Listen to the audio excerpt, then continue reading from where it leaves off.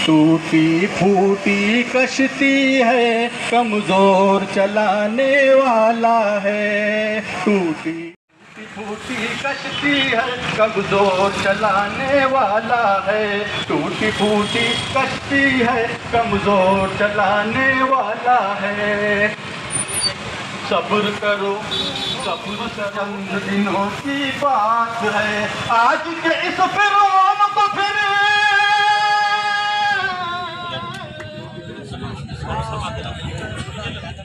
बोलो भाई T shirt वाले थोड़ा हाथ उठा कर की झांकी, भारत की झांकी, भारत की झांकी, रहनाम ये बाकी, रहनाम ये बाकी, यह गार मुझस्ती, कहाँ आता एलोरा, सब कहाँ है आते, क्या देख के जाते, सब कहाँ है आते, क्या देख के जाते। मैं इनका इस्तेमाल करता हूँ और मैं एडवोकेट खिजर पटेल साहब से दरख्वास्त करता हूँ, अगर गुजारिश करता हूँ कि वो कानूनी पहलुओं पे रोशनी डालें। अस्सलाम वालेकुम रहमतुल्लाहि व बरकातहू। सबसे पहले तो ये धरने के जो ऑर्गेनाइजर हैं, जज जलील साहब, डॉक्टर वकार हाफी साहब और सभी शारिक भाई वगैरह, आज ये 12वां दिन है और ये माफी काबिल मुबारकबाद है कि आप लोग यहाँ बैठे हुए हैं, दिखाए हुए हैं लोग, और ये कारवां बढ़ता जा रहा है। अल्लाह आप लोगों को बेहतरीन जज़ाए खैर दे। लेकिन एक चीज जो मैं यहाँ पर कहना चाहता हूँ, शारिक भाई ने बात किया है कि हमको हर मोहल्ले से एक इम्तियाज जलील साहब चाहिए और वो मिलेंगे इंशाल्लाह। नौजवानों के अंदर वो जज्बा तो बहरहाल है, लेकिन खास तौर पे मैं एड्रेस करना चाहता हूँ हमारे जो इंटेलेक्चुअल्स हैं, हमारे वकील हैं, हमारे एडवोकेट्स हैं, डॉक्टर्स हैं, इंजीनियर्स हैं, आर्किटेक्ट्स हैं, हमारे पढ़ा लिखा जो बड़ा तबका है वो कहाँ है। मैं समझता हूँ 11-12 दिन के अंदर ऐसी सारी बातें औरंगाबाद में हो भी रहेगी, इसलिए मैं उसको रिपीट नहीं करना चाहता। लेकिन सवाल ये है ना भाई कि हर कोई चाहता ना कि औरंगाबाद का नाम ना बदले, तो चाहते हैं ना भाई। तो हमारी जिम्मेदारी सिर्फ इन नौजवानों की नहीं है जो रोज यहाँ पर बैठते हैं, बल्कि हर औरंगाबाद के वो शख्स जो औरंगाबाद को चाहता है वो यहाँ पर आए। अब सवाल यह है कि मैं वकील हूँ, मैं समझता हूँ कि मैं मसरूफ हूँ, एक डॉक्टर समझता है कि वो मसरूफ है, एक आर्किटेक्ट समझता है कि मैं मसरूफ हूँ। ये काम उन लोगों का है जिनके पास कोई काम नहीं, ऐसा है भाई। असल तो ये है कि जब आपके पास फुर्सत ना हो तब आप कुछ करें तो असल है, वरना मैं खाली हूँ, रिकामा हूँ, जाकर बैठ रहा हूँ तो उसमें कौन सी बड़ी बात है। एक छोटा सा वाकया है कि एक वालिद ने अपने बच्चे से कहा कि बेटा एक पोस्ट कार्ड लेकर आओ। क्या लेकर आओ? पोस्ट कार्ड जो आता है ना, इसके ऊपर जो चिट्ठी लिख के दी जाती है। तो बेटे ने कहा कि अब्बा जान ठीक है मैं लेकर आता हूँ, 1 रुपया दीजिएगा मुझे। तो वालिद ने कहा बेटा पैसा लेकर तो कोई भी लेकर आता है, फ्री लेकर आए तो कोई बात है। बेटा भी बेटा था, बेटा थोड़ी देर के बाद गया और पोस्ट कार्ड लेकर आया। वालिद को पोस्ट कार्ड दिया और कहा कि पोस्ट कार्ड है। वालिद ने लिया लिखने के लिए, तो देखा कि वो पोस्ट कार्ड पे ऑलरेडी लिखा हुआ था, है ना, फिलअप था, भरा हुआ था। तो वालिद ने कहा कि नालायक, ऐसा कैसा जिस पर लिखा हुआ मैं कैसा लिखूंगा। तो बच्चे ने बाप से कहा अब्बा जान पूरे पर तो कोई भी लिख सकता है, लिखे हुए पे लिखे तो कोई बात है।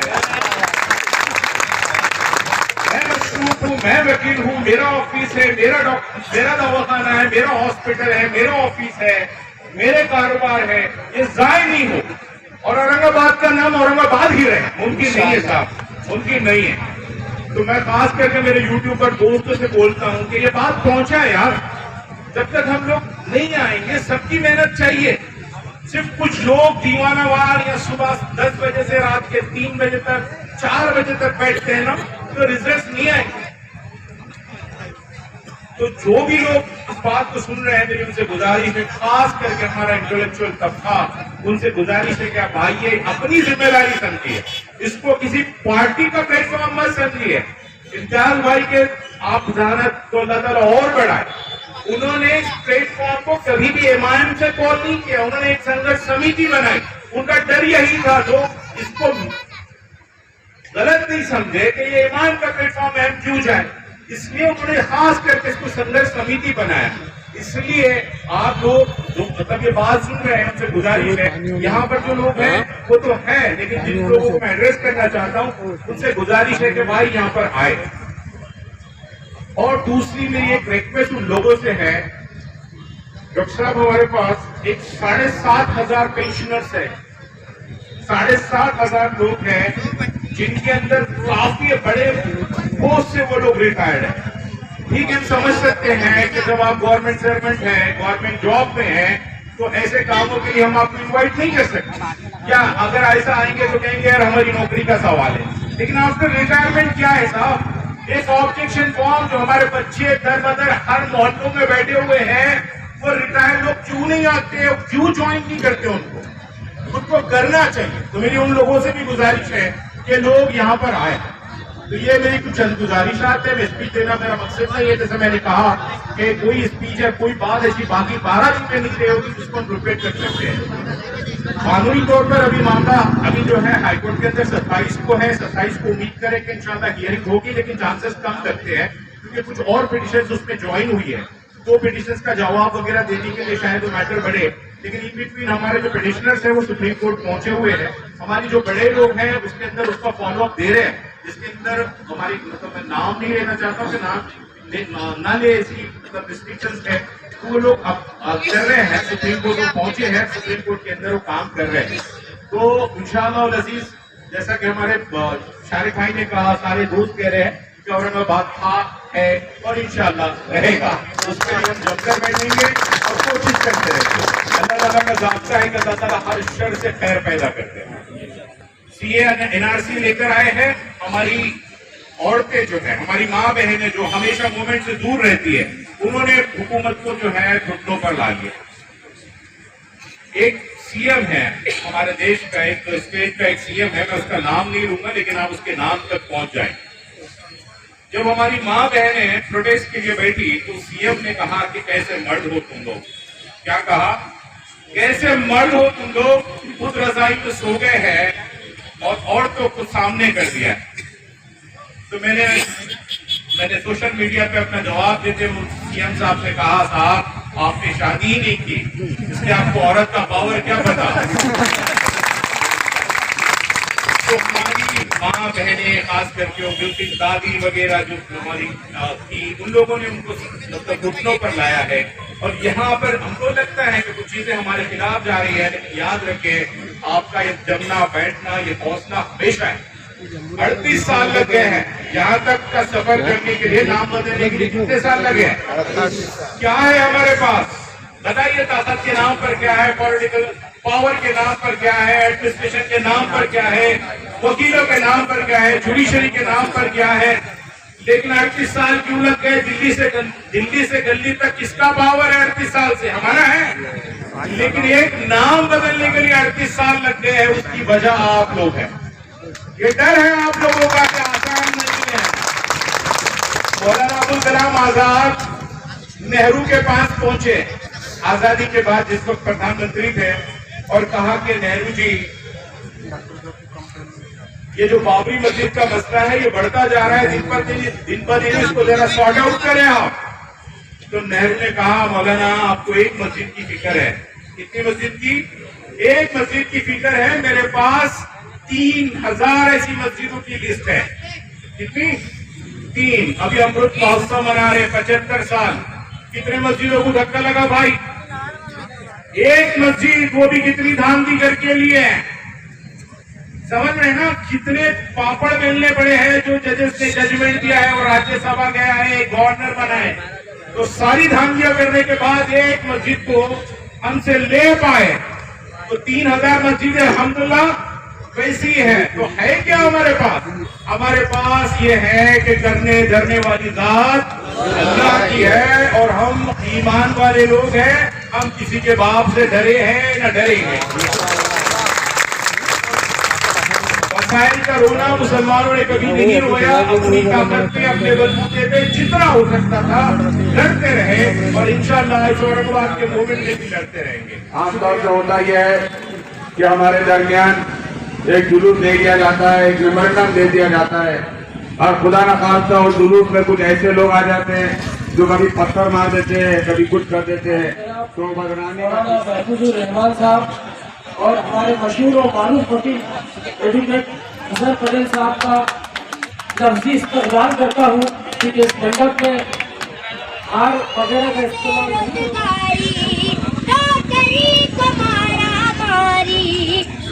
पुलिस दरोगा रिश्वत हर जगह भ्रष्टाचारी बिक जाते थानेदार ननर बाबा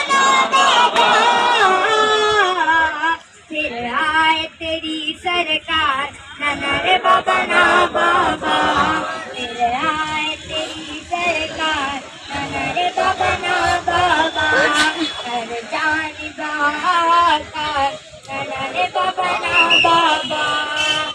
धन काला तो नहीं लाए ऊपर से बैंक डुबाए धन काला ऊपर से बैंक डुबाए ना रोक सके महंगाई ना रोक सके महंगाई हर चीज के दाम बढ़ाए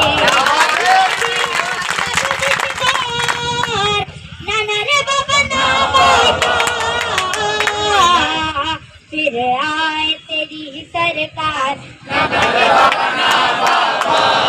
हर जान बहाकार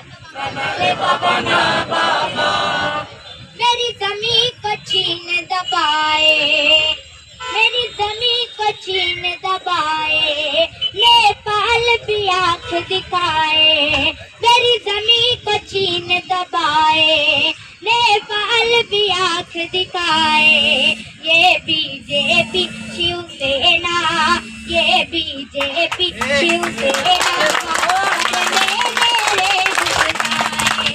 हुआ जीना अब दुश्वार ननर बाबा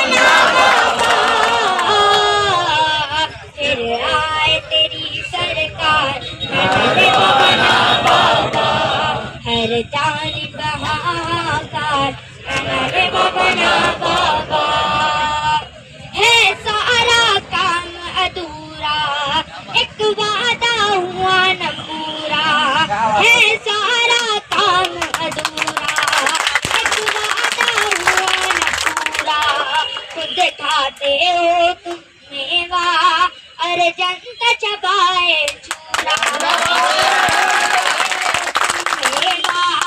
अरे जनता चबाए चूरा तू देगा भूखा मार ननर बाबा फिर आए तेरी सरकार ननर बाबा हर जान बहाकार ननर बाबा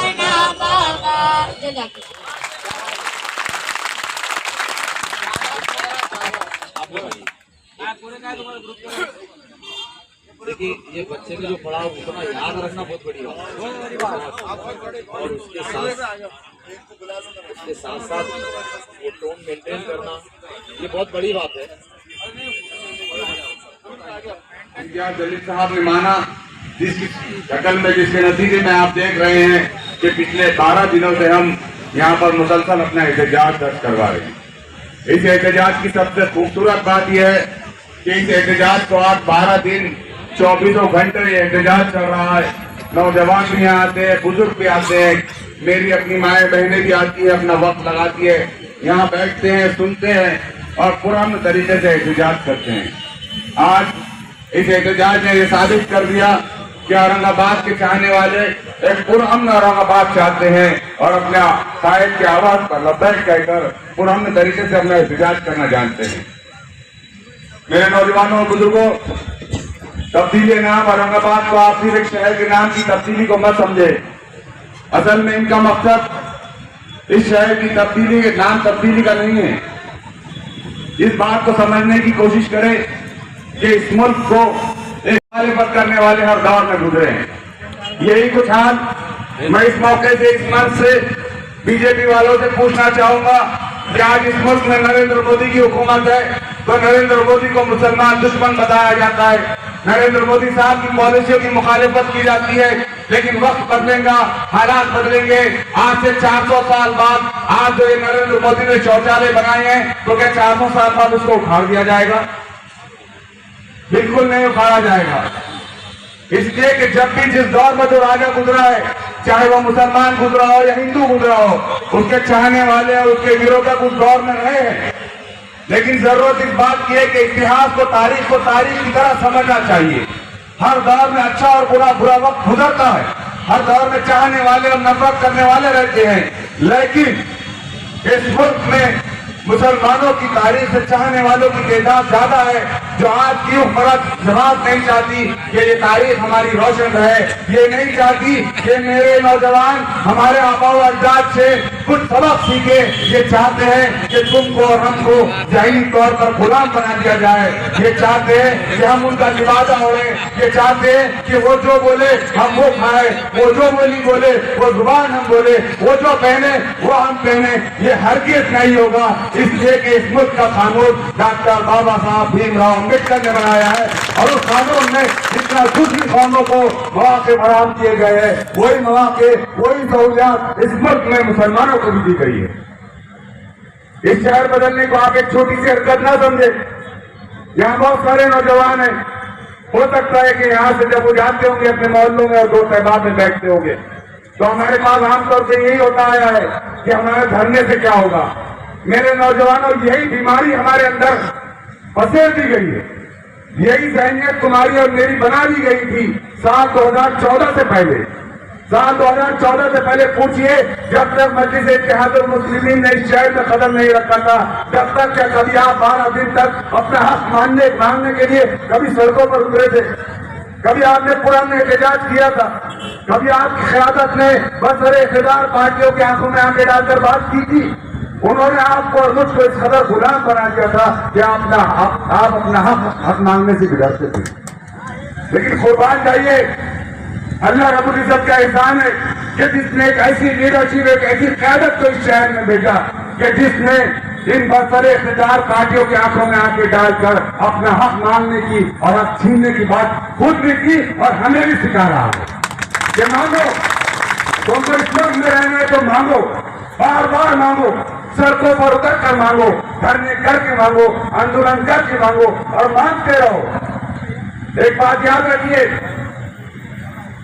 कि जैसे जैसे मुल्क में फासिस्ट ताकतें इस मुल्क को हिंदू राष्ट्र बनाने की तरफ ले जा रही है, वैसे वैसे तुम्हारी और मेरी ये जिम्मेदारी बनती है कि हम उतने बेदार हो जाए, हम उतने जागरूक हो जाए कि हम अपना हक हासिल करने के काबिल बनते रहे। मेरे नौजवानों, एक शहर का नाम बदल जाएगा, लेकिन इससे तुम्हारे और मेरे जहनों पर क्या असर पड़ेगा आप खुद अंदाजा लगाइए कि जब हमसे कोई पूछेगा कि तुम कहाँ के हैं तो हम क्या कहेंगे। उसके बाद जो एहसास तुम्हारे दिल और दिमाग में आएगा वो तुमको कमजोरी और तुम्हारे में पसमुदगी लेकर आएगी, तुम्हारे हौसलों को खत्म करने की आएगी। तो असली साजिश यही है। इस बात को समझने की कोशिश कीजिए कि तुम्हारी सोचने समझने की सलाहियत को वो खत्म कर दिया जाए, तुम्हारे अंदर हौसला शिकन तुमको बना दिया जाए, तुम्हारे अंदर किसी चीज को मांगने का मौका बाकी ना रहे। यही ताकत ये चाहती है। और ये लड़ाई सिर्फ एक दिन की लड़ाई नहीं है, इसको हमें लड़ना होगा। जनाब इम्तियाज जलील साहब पार्लियामेंट में इसके लिए लड़ रहे हैं। हमारी अपनी मिल्लत के कुछ लोग अदालतों में ये लड़ाई लड़ रहे हैं और हम यहाँ अपना वक्त दे सकते हैं तो हम यहाँ बैठ रहे हैं। कल तुम्हारे और मेरे बच्चे अगर जब हमारा दामन पकड़ कर पूछेंगे कि बताओ अब्बू तुमने इस शहर को बचाने के लिए क्या किया था, तो तुम्हारे और मेरे पास ये जवाब होगा कि बेटा हम सड़क पे कलेक्टर ऑफिस के बाजू बैठे थे, अपने हक मांगने की कोशिश किए थे, हम अपने घरों में नहीं बैठे थे, हम चाय नोशी करते, सिगरेट नोशी करते, होटलों में नहीं बैठे थे। बेटे हमने वक्त दिया था, हमारी ये ताकत थी कि हम उस वक्त सड़क पर उतरे तो हम सड़क पर उतरे थे। इम्तियाज जलील की ताकत थी कि वो पार्लियामेंट में बोले तो वो पार्लियामेंट में बोलता था। कुछ लोगों की ये ताकत थी जो अदालतों का रुख करे तो वो अदालतों में लड़ते थे। ये हमें अपनी नस्लों को बताने का मौका मिलेगा। इस लड़ाई को आप मामूली लड़ाई न समझे और मुसलसल लड़ते रहे। सिर्फ बात औरंगाबाद की नहीं मेरे नौजवानों, इस मुल्क में और इस शहर में आपको शाना बशाना अगर दीगर कौमों के मुकाबले खड़े रहना है तो अपनी क़यादत को हमको मजबूत करना पड़ेगा। बार बार इम्तियाज जलील साहब एक बात कहते हैं कि एक अकेला इम्तियाज जलील क्या करेगा, बल्कि जरूरत इस बात की है कि औरंगाबाद के हर शहर गली मोहल्ले से हजारों इम्तियाज जलील को आगे आना पड़ेगा जो शिंदे सरकार की आंखों में आके डालने के काबिल बन सके। ये जो एहतजाज का जज्बा तुम्हारे और मेरे दरमियान, तुम्हारे और मेरे दिलों में आया, इसका अगर क्रेडिट किसी को जाता है तो मजलिस इत्तेहादुल मुस्लिमीन को जाता है। मैं आज मजलिस की तरफदारी इसलिए नहीं कर रहा हूं कि मैं शहर सदर हूं, मैं पिछले 16 साल से पत्रकारिता करता हूं, जर्नलिज्म कर रहा हूं। लेकिन साल 2014 से पहले मैंने औरंगाबाद के बड़े बड़े मुस्लिम खाइदीन को जालना रोड के एक ऑफिस पर हाथ बांध के खड़े रहते देखा। औरंगाबाद में जितने मुसलमान कॉर्पोरेटर हुआ करते थे 2015 से पहले, ये मैं अपनी आंखों की बात आपको बता रहा हूं, जब ये कॉर्पोरेशन की जनरल बॉडी मीटिंग में बैठते तो इन्हों खुद से कभी ये मुसलमानों के गली और मोहल्लों को सुधारने की बात नहीं करते, बल्कि इनका रिमोट कंट्रोल जालना रोड पर हुआ करता था। वो सियासी आका इनको जो बोलता था ये वही बात जो है तो महानगर पालिका में किया करते थे। लेकिन कुर्बान जाइए मेरी क़यादत पर मजलिस इत्तेहादुल मुस्लिमीन के ऊपर कि जिसने हमारे 26 नगर सेवक नुमाइंदे उस हाउस में भेजे। आप देख रहे हैं, अपने दिल पे हाथ रख के पूछिए, हो सकता है कि आपके इम्तियाज जलील से इख्तिलाफ हो सकता है कि मजलिस इत्तेहादुल मुस्लिमीन से इख्तिलाफ हो सकता है कि मुझसे इख्तिलाफ हो, लेकिन पूछिए कि पिछले 25 सालों में 20 सालों में क्या आपके वास्ते में वो काम हुए थे जो पिछले 5 सालों में हुए? ये क्यों हो पाए? ये आपकी मेरी क़यादत की वजह से हो पाए। और ये भी सही है कि 100% काम नहीं हुए होंगे, कुछ काम बाकी है, वो काम इंशाअल्लाह करेंगे। लेकिन ये सब क्यों मुमकिन हुआ?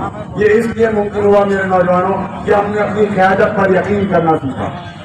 जब भी मुसलमानों के दरमियान इलेक्शन में कोई मुस्लिम नुमाइंदा खड़े हो जाता तो उसके ऊपर हमेशा एक टैग लगा दिया जाता, अरे बीजेपी वालों ने खड़े किए, अरे शिवसेना वालों ने खड़े किए। ये इसलिए कहा जाता था कि तुम कभी मुत्तहद ना हो जाओ।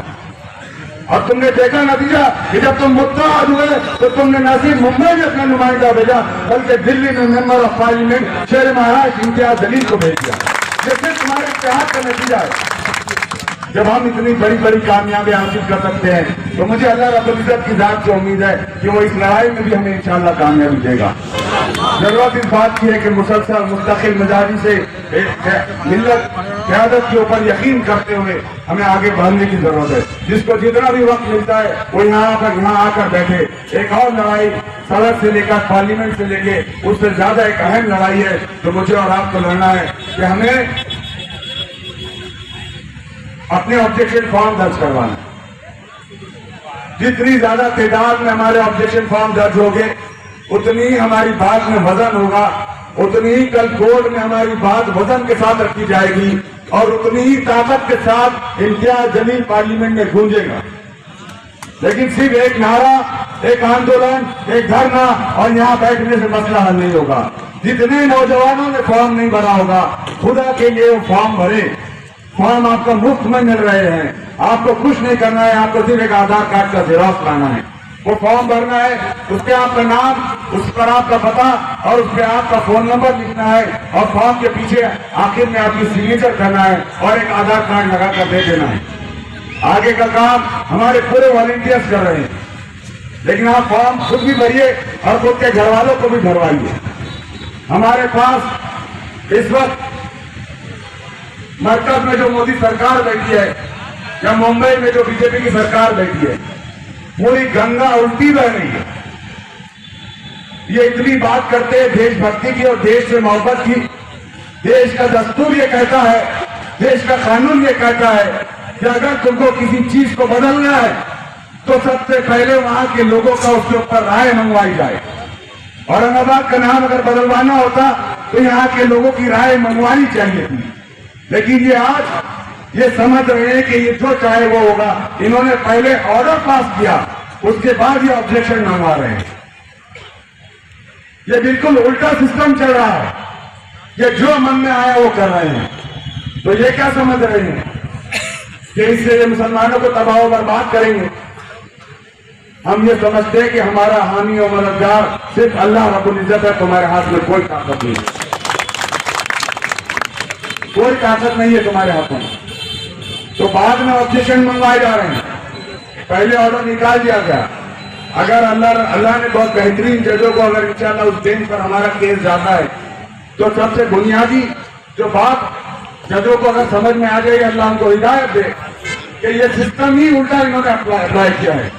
पहले इन्होंने ऑर्डर किया, उसके बाद ऑब्जेक्शन मंगवा रहे हैं। तो इस फैसले को हो सकता है इंशाअल्लाह अजीज अल्लाह की जात से उम्मीद रखे कि ये फैसला बदला जा सकता है। हमारा काम है मेहनत करना, कोशिश करना, इम्तियाज जलील के हाथों को मजबूत करना, अपनी क़यादत को मजबूत करना, और जब वक्त मिले तब इस आंदोलन में शरीक होते रहना है। यहाँ पर मुझे बोलने का मौका दिया गया जमीर फारिस साहब, बहुत बहुत शुक्रिया अदा।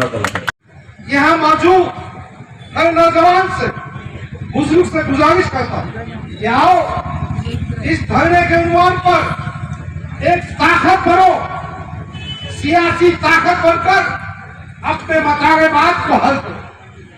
अजीज़ान गिरामी, अब जब चुनाव आएंगे हम तकसीम हो जाएंगे।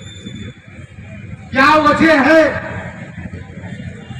वजह है कि यूपी में आपका एक मेंबर ऑफ पार्लियामेंट चुनकर नहीं आया? क्या वजह है ऐसे हलकों में जहां आपकी अक्सरियत है फिर भी आप चुनकर नहीं आए? तो हमको ये बात मुस्तकिल तौर पर तय करना कि हमको हमारे वोटों की तकसीम, हमारी सफों में मौजूद मुनाफिकों की पहचान, उन काली भेड़ियों को अपने से दूर करें। जब तक आप सियासी ताकत नहीं बनेंगे, आप पर नाइंसाफी होती रहेगी, जुल्म होता रहेगा। सूरत हाल तो यहां तक पहुंच चुकी है, आपकी वहीशत खत्म करने के लिए मनसूबाबंद तरीके से दंगे कराए जाते हैं। पुलिस का महकमा जो हुकूमत के हाथ पे होता है, इस किस्म की एक्टिविटीज करता है कि आप शिकार बन जाते हैं। अज़ीज़ान गिरामी, मैं आपके बीच ये कहने के लिए आया हूँ कि आइए हम सब मिलकर अहद करें, ताकत के साथ एक सियासी हुकूमत बने, अपना वजूद बनाए, और ये उसी वक्त मुमकिन है कि हम इत्तेहाद और इत्तेफाक के साथ चल सकें। दूसरी बात, औरंगाबाद की नाम तब्दीली का मसला गफ्फार कादरी का इम्तियाज जलील का नहीं, सबको इस पे इन्वॉल्व होना होगा। जो दूर बैठे हैं, क्या होगा क्या नहीं होगा तबसरे करके बैठे हैं। मैं एक ही बात कहना चाहता हूं, आपका मजबूरान, आपका रास्ता, आपकी क़ियादत तय करेगी। आपको अपनी क़ियादत पर भरोसा रखना चाहिए। आओ इस बात का भी अहद करो कि जिसको हमने कायद माना है, हम उसकी पूरी बात सुने, जब भी हमको कामयाबी मिलेगी। हमारे पास हर आदमी को बहस करने का, मसले मसाइल पैदा करने का मसला पैदा है। भाई, पूरी कौम को मुत्तहिद होकर अपनी क़ियादत को मानना होगा, उस कायद के पीछे चलना। यकीनन औरंगाबाद की तब्दीली का जंग जारी है, जारी रहेगी, मगर ये जंग हमको सबक देती है। आइंदा हमारे दूसरे जो मसला, जैसा मैंने कल कहा था, औकाफी जायदाद का मसला, मैंने कहा था मुसलमानों को रिजर्वेशन का मामला, मैंने कहा था जेल की सलाखों में बेगुनाह मुसलमानों को भरने का मामला, दाखिल करने का मामला, इंसाफ मिलने की बात, हुकूक मिलने की बात, बाइज्जत जिंदगी गुजारने की बात, ये उसी वक्त मुमकिन है जब हम मिलजुल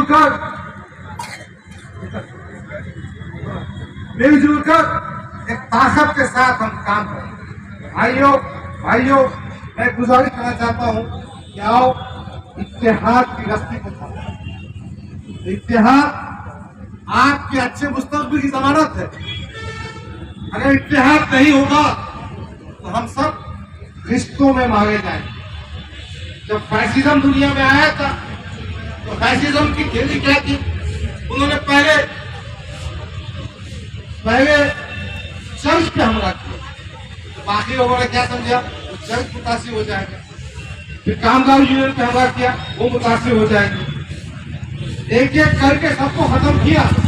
तो मैं इस धरने के माध्यम से हमारे दलित भाइयों को कहना चाहता हूँ, हमारे ओबीसी भाइयों को कहना चाहता हूँ, आदिवासियों को, पिछड़े हुओं को, ये मनुस्मृति के मानने वालों के हुक्म यकीनन हम सबको, इन सबको निशाना बनाएगी रिश्तों में। इसलिए हम सबको मिलजुल कर, मुसलमान हो, इंसाफ पसंद हिंदू हो, दलित हो, ओबीसी हो, आदिवासी हो, मिलजुल कर संघर्ष करना है, सियासी ताकत बनाना है, अपने मतामत को हल करना है। शुक्रिया। खुदा हाफिज। अस्सलाम वालेकुम।